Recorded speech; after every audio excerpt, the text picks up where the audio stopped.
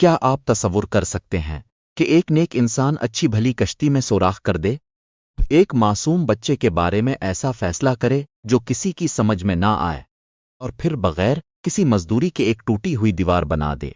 یہ سب کچھ حضرت خضر نے کیا، اور حضرت موسیٰ بھی حیران رہ گئے۔ ایک دن حضرت موسیٰ نے اللہ تعالیٰ سے عرض کیا کہ کیا زمین پر کوئی ایسا شخص ہے جسے کچھ باتوں کا علم مجھ سے زیادہ ہو؟ اللہ تعالیٰ نے فرمایا کہ ہمارا ایک بندہ ہے جسے ہم نے خاص علم عطا کیا ہے۔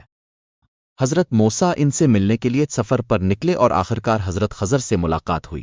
حضرت خضر نے فرمایا، آپ میرے ساتھ صبر نہیں کر سکیں گے؟ حضرت موسیٰ نے وعدہ کیا کہ وہ صبر کریں گے۔ دونوں سفر پر روانہ ہوئے۔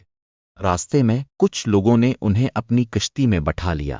اچانک حضرت خضر نے کشتی میں سوراخ کر دیا۔ حضرت موسیٰ حیران رہ گئے۔ انہوں نے کہا، آپ نے یہ کیا کر دیا؟ حضرت خضر نے فرمایا، میں نے آپ سے کہا تھا کہ آپ صبر نہیں کر سکیں گے۔ حضرت موسیٰ خاموش ہو گئے۔ پھر دونوں آگے بڑھے۔ راستے میں ایک لڑکا ملا۔ حضرت خضر نے ایسا کام کیا جس کی وجہ سے حضرت موسیٰ دوبارہ حیران ہو گئے۔ انہوں نے پھر سوال کیا۔ حضرت خضر نے ایک بار پھر صبر کی یاد دہانی کرائی۔ آخر میں وہ ایک بستی میں پہنچے۔ لوگوں نے ان کی مہمان نوازی نہ کی۔ اس کے باوجود حضرت خضر نے ایک گری ہوئی دیوار کو سیدھا کر دیا۔ حضرت موسیٰ نے کہا، اگر آپ چاہتے تو اس کام کی مزدوری لے سکتے تھے۔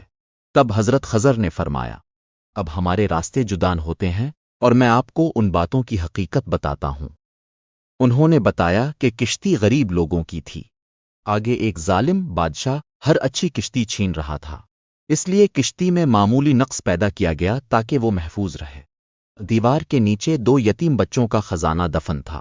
اللہ چاہتا تھا کہ وہ بڑے ہو کر اپنا خزانہ حاصل کریں۔